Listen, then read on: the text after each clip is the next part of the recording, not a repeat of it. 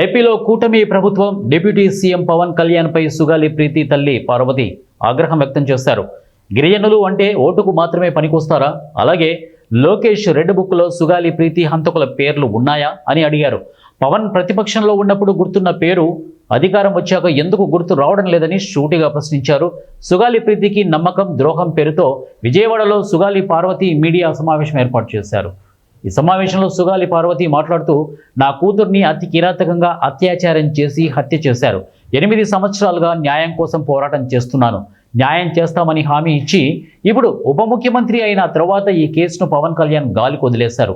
మొదటి సంతకం సుగాలి ప్రీతి ఫైల్ పైనే అని అన్నారు. ప్రభుత్వం వచ్చి 14 నెలలైనా ఒక్క మాట కూడా మాట్లాడలేదు.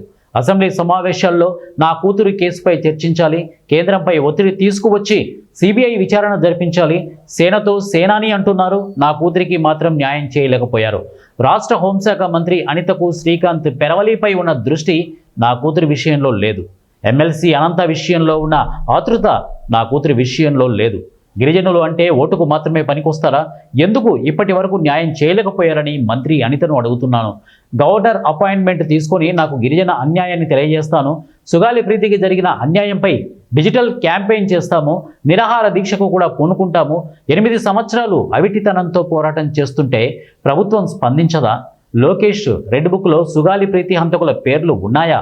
ప్రతిపక్షంలో ఉన్నప్పుడు గుర్తున్న పేరు అధికారంలోకి వచ్చాక ఎందుకు గుర్తులేదు? జనసేన రాష్ట్ర కార్యాలయం వద్ద ఆమరణ నిరాహార దీక్ష చేపడతామని వ్యాఖ్యలు చేశారు.